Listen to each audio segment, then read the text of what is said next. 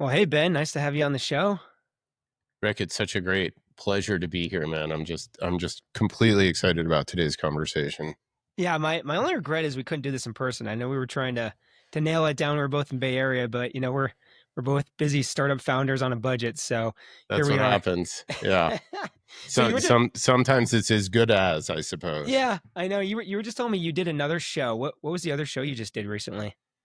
I was just on just go to market engineers something. I don't actually remember Yeah. What was the it? name Was it? of it, but it was really really cool. Yeah, it was interesting concept around we have all these go to market engineers, or this is this new role and title, and sort of how are they thinking about AI and really deploying that across the go to market motions, which is just such an interesting and fascinating title. It seeing new innovation in roles is Yeah. probably one of the most interesting things that I've been seeing over the last 12 or so months, really with the advent of AI. And then, companies like Partner Vista and it really adopting all of that new tech and saying, hey, listen, there's a different way to be able to go to market is all part of that story. Yeah, it's funny. I was reading an article recently about how the CEO needs to own go to market and just the whole, just thought process and strategy around go to market. It's just shifted so much in the last couple of years and continues to shift in terms of just what does it mean, the technology involved, the strategy, who owns it, and so forth. I can remember back to the conversations around should the BDR be owned by marketing? Should the BDR be owned by revenue? Should the CMO roll to the CRO? Should the CRO roll to the CMO? And now we're seeing that with the CEO as well, where everyone wants their hands and fingerprints on these different highly critical functions within an organization. I mean, it Yeah. just makes a ton of sense. No, very cool, very cool. Why don't we just take a step back and give a proper introduction of who you are, where you work, what you do, and Sure. yeah, I think that's probably a good place to start. Yeah. Well, like you, I've spent my career in media. I started out and as I like to say at the turn of the century with at a really small company at the time called BitPipe, and BitPipe was a lead aggregator. I mean, it was one of the earliest content syndication platforms that took content from a whole host of different B2B tech companies and surfaced that and made it available in aggregate form for IT decision makers, business decision makers, et cetera. And they were quickly acquired by TechTarget, and I stayed at TechTarget for the next 7 years. Went through their public offering. That's where we met originally, way back when we were young men. And then after my time there, I transferred out to California with TechTarget and was really happy to be there. And then when my time at TechTarget ended, I worked at another media company called Tippett at the time, which later was acquired by Ziff Davis. That was under just the excellent stewardship of Craig Rosenberg and Scott Albro, two guys that went on to later found Topo, which was also acquired by Gartner. And then I spent the next 11 plus years at Integrate, starting up the B2B side of that business with a bunch of just absolute heroes of mine, guys like Jeremy Dempsey and Tom Click and Jeremy Bloom. And we really started that B2B side of the business. And over the progression of those years, we always wanted an unfair share of budget. We were trying to figure out how are we going to be able to acquire that? How are we going to get an unfair share of budget?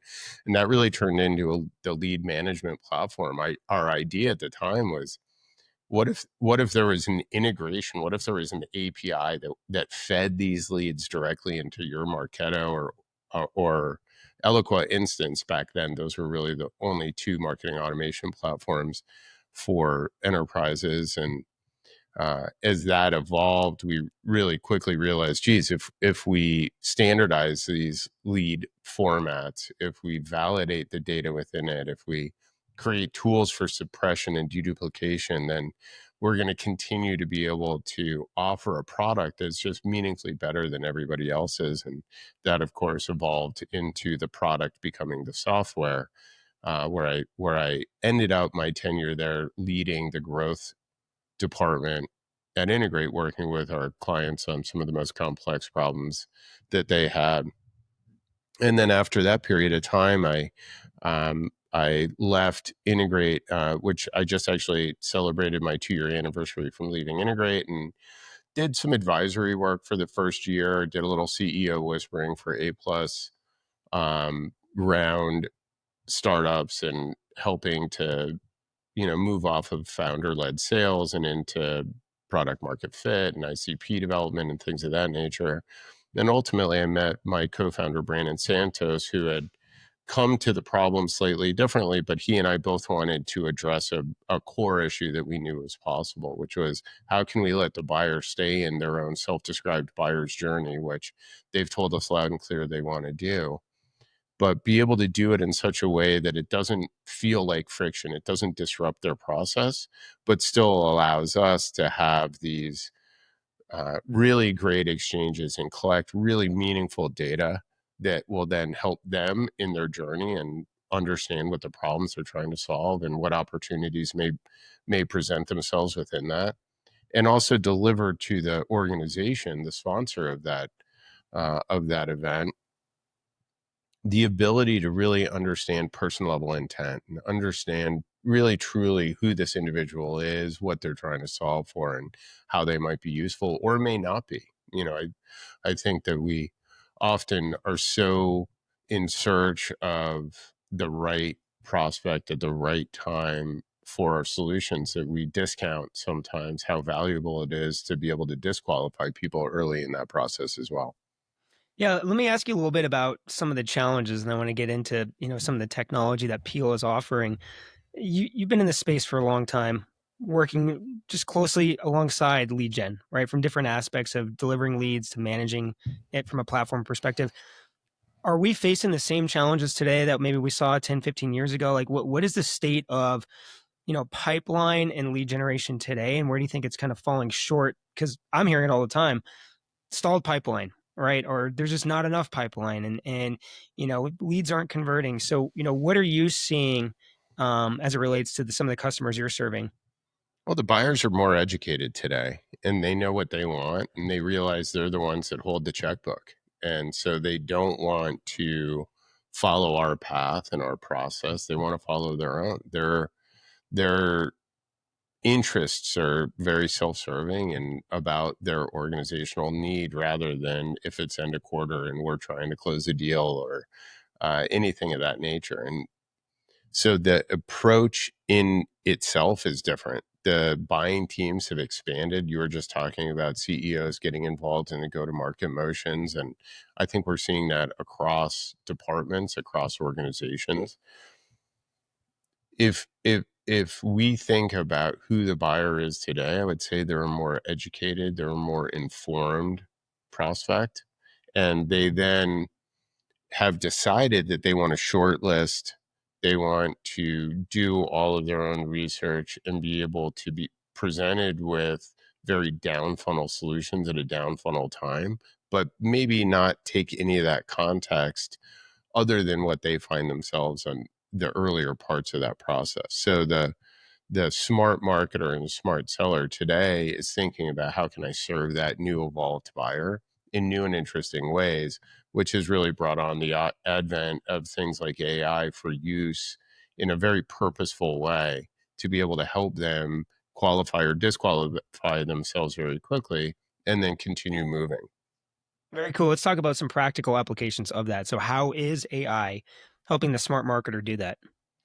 And that, I mean, I think that's the million, billion, or $1 trillion question today is really what of all of these different AI solutions is something that I can really find that has that meaty middle, that has an ability to be able to deploy quickly, that isn't going to have weeks and months of ramp time and needs to know, everybody within my organization's blood type before it can get going. It's how can I get this stuff out into the market? And then once it's out in the market, how I'm able to evolve things in a very specific way so that I can trust the data that's coming back and I can trust this agent And I use that term both in the term of AI, but also as the tip of the spear for an organization. You have to have a lot of trust and faith in that. Humans don't always get it right, but at least we know that they're coachable and trainable, and we can hear this information back from them. So the ways that I see AI working today start as simple as AI note takers. And, think back to when you had to chicken scratch everything on Post-its and notebooks and, try and type along, or maybe look at the entire transcript. That's evolved, and all of that process is now entirely gone. Now, after every conversation, we have a beautifully summarized notes, to dos, follow ups, next steps, all of those different pieces. I think that's a good example of how AI can work today and make a meaningful, even transformative step forward in our go to market motions. No, I think you hit on something that I see all the time, and that a lot of the marketers I talk to that are utilizing AI, it's very how should I say, performance driven at the individual level. I'm not seeing a lot of adoption at the organizational level because of what you were just talking about. The commitment at the organizational level is so large for a lot of these AI projects. You're having whole committees, you're getting compliance involved, Yep. legal, right? And so it's there's this gap right now that I think is being underserved, where I think there are some plug and play AI tools out there. I know Peel is one of them that I think can be adopted very quickly without a lot of the headache and resources to go along with it. It's all about outcomes. And I think if you think about outcomes and who you want those outcomes for and what outcomes you're trying to derive, that's how you can unpack a ton of these different, much more complex feeling or sounding initiatives. And AI, it's both the hot topic, and it's also one of these things where, you know, at the end of everyone's day, they want to go sit at the dinner table and look at their person and say, today was a good day. Today I moved the business forward. Today I did something really cool, something really interesting. And AI has so much promise for that, but it also has frustrations and complexities if you try to go too big too fast, if you try to deploy at a scale where you find yourself just stuck in the mire rather than actually moving business forward. Well, let's talk a little bit more about outcomes then. So, how is AI helping with conversions, right? I think one of the top KPI outcomes marketers are looking for when it comes to engagement and qualification, how is AI helping in that area? Yeah, I mean, I think that is for many the nail that everyone's trying to hammer, right? Is really trying to understand, how can I just go do something that will allow me to tell my CMO, allow me to tell my board, hey, we're using AI, we're using it in this specific way. So if I could use Peel as an example, Peel is asynchronous AI led conversation. So now, rather than deploying a BDR, deploying multi-sequence nurture tracks for every action that a prospect has done, now you can deploy an asynchronous AI-led voice conversation, and you can just learn a little bit more about what that individual may be doing. Or our most recent product, Talkables, allows for full interactivity, a full voice conversation with what was traditionally a flat file, a PDF or an ebook, an analyst report or a white paper. And the ability, man, to be able to take something like a pitch deck that everybody has and is 60 pages long, and sometimes you cut and copy, and sometimes you kind of rip out some pages, and you maybe personalize it just a little bit for each individual prospect you're sending that to, but typically you don't. Most don't really take that work because they don't think that anyone's going to read it, and they're usually right. And part of the problem with all of these kind of assets is the way that content has been consumed for the last millennia is you start at the beginning and you finish at the end. But that's not what people actually want. What people want is to have it personalized to them, to be able to pull out those few salient points that they're trying to understand very quickly, decide if it's of use, and then move on. So when you wrap one of these legacy flat files like an ebook or a white paper or a PowerPoint within the container of a talkable, now you can engage with that completely. and you can speak to that content as if it were a person. And it'll automatically speak any language that you'd like it to speak in, so that you're able to turn the part of your brain off if you're not a native English speaker in the assets in English that requires you to try and do this business level language translation. And it allows you to have the content personalized to you. So, hey, this is my environment. How would it help me? How could I be supported in this way? So now you have this ability to meaningfully in a transformative way change the content that you're using, give it to the people in a digestible way so they can experience it, engage with it, learn from it. It's infinitely patient. It can give any answers to any questions as long as it's within that content. And then the company gets all of that rich information, all of that personal level intent, all of that language that they use and where they spent time and how they engage with it. And now they're able to go back as a seller, as a customer success leader, as a product leader, and go support them because they understand the complexities of their particular environment without scheduling a 30-minute Zoom call, without bouncing diaries back and forth to try and find that right time, without having the recency bias of, oh, let's talk about this thing because I just talked about this on my last call. It's entirely about them. And that's where it always should have been. Yeah, I know what I love most about this, I think, is, I've been doing lead gen like you for 20 years, and it really hasn't changed much, right? I mean, we put a gate up in front of a flat static asset, and we ask for information, and then we just hand over the asset and basically say good luck, right? And this has really changed that game, and adding a personal assistant, to every asset, to your point, to personalize that experience.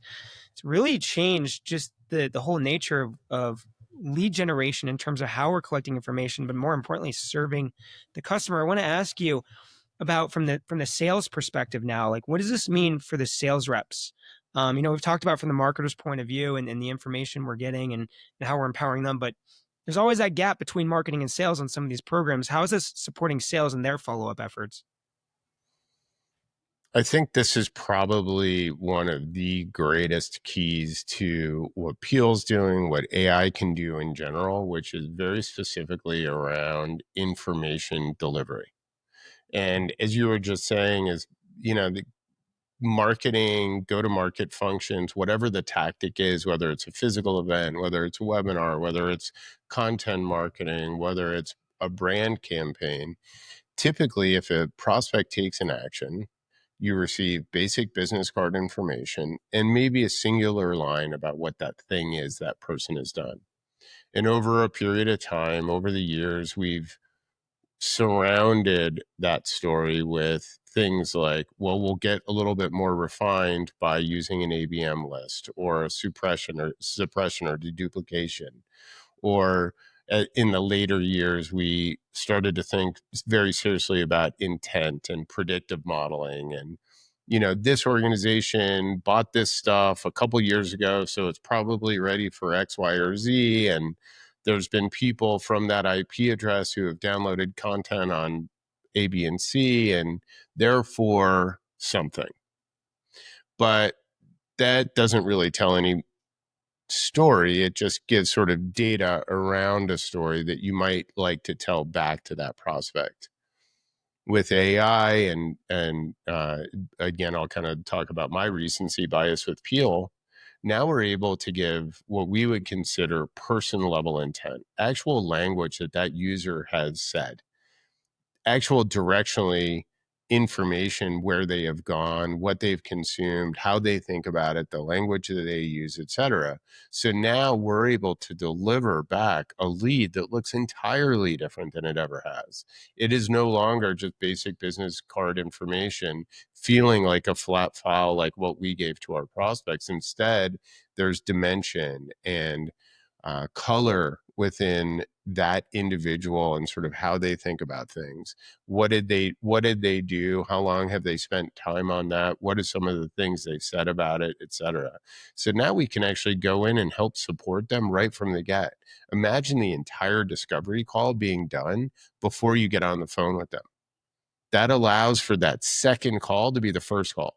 And the second call is where the magic can really start to happen, where you understand their environment, you understand what architecture they're dealing with, you're understanding the problems that they're trying to solve for, and you're understanding the language that they use while they're trying to solve those problems.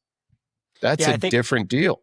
yeah, no, and from what I've seen, what excites me the most of selling for 20 years is not everything that you just said, but also the recommendation on what to do with the information. I think if so much of what I've seen as a seller is just bombarded with information on what we know, but it's still up to me as a seller to figure out what to do with that information. And from what I'm seeing from Peel, it's it's it's the recommendation of all the insight of that information. Here's the next step you should take as a seller based on this information. Because like everybody, sales are busy and they're going from one lead to the next. And if there's a concise definition of here's what we learned and here's what to do, okay, good, I'm good to go. Absolutely. I mean, I think you're right on the money. And I think part of that education is for the seller and part of that education is for the prospect, giving them the language to open up that aperture to see what all of the potential solutions are for that problem. Not to use a goofy and old adage, but there's more than one way to skin a cat. There's a whole lot of ways to think about this stuff. And if the buyer is on their self-directed journey and the buyer is doing the research that they want to do, well, they may not know all of the different options that are available to them and all the different ways that their problems can be solved. And I think that that's part of the challenge historically, and the current opportunity is educate the prospect, educate the seller, educate the marketer, feed back to the product marketer, feed back to the product team. Now you have this real-time loop of voice of the customer, voice of the audience, voice of this specific niche of audience, etc. So I feel like we can't talk about AI without looking forward. So whether from Peel's perspective or the marketer's perspective, where do you see this all going? What are you most excited about as we look ahead? There's so much in front of us. I mean, the opportunity for us as marketers, for us as sellers, for us as an entire industry is just exciting and dynamic, and the best is yet to come. I truly believe that. I don't even think we're in the first inning. I think we're in batting practice right now. And when I think about it, I think about the evolution of how we're going to exchange and interact with prospects and customers, whether it's our website. And I could see a Peel that just exists, that you just start talking to the Peel rather than doing any sort of searching contextually within a website. I can see um, the way that we're disseminating information, the way that we're following up with information. I mean, think about a traditional nurture track today. And you go, maybe you spend $250,000 at sponsoring RSA that happened a few months ago. And then you get that lead list, and that lead list is still coming over in a spreadsheet. You're still getting that lead list at the same time as the other 150 sponsors of that event. And now you're trying to say, how am I going to, make some noise, create some differentiation, and be able to go out and have an interesting conversation and impact potential with this individual prospect at this much larger organization. And when we think about sort of how we're going to be able to do that stuff, I think it's going to be more voice. I think it's going to be more asynchronous. I think it's going to be more custom on the fly, able to personalize to that individual. I think all of that stuff is potential.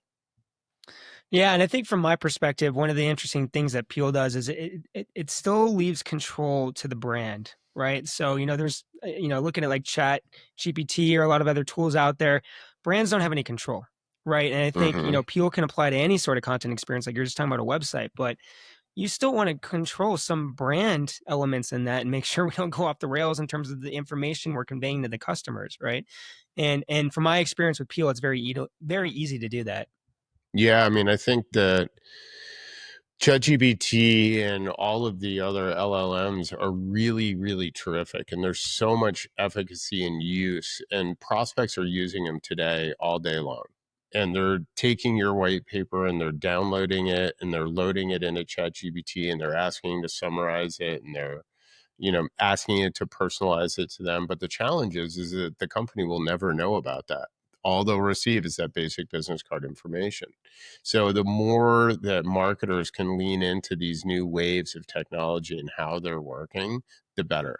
And the reason is because that information will be fed back. And part of the challenge is, how do we keep the engagement high? How do we keep the learning high? But how do we keep it on properties so that we're able to sort of be a part of that conversation rather than give some information and then have them go off and do their own thing?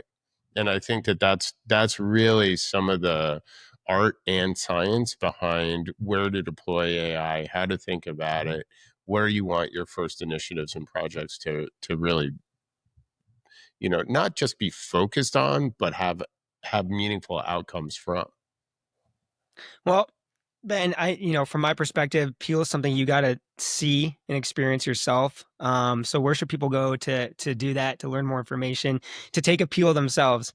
Yeah, well, we've really leaned into the whole idea of vibe coding and vibe marketing. So if you go to getpeel.ai, you're able to go and actually build campaigns for yourself. You can go build a conversation. You can go load in one of your white papers and create a talkable out of it. And you can do that right on property, right at getpeel.ai. Very cool. Ben, well, thanks for coming on, man. It's been a lot of fun, and hopefully we'll do this in person next time. Yeah, I hope so, Rick. Thanks so much for having me, man. All right, take care. All right, see ya.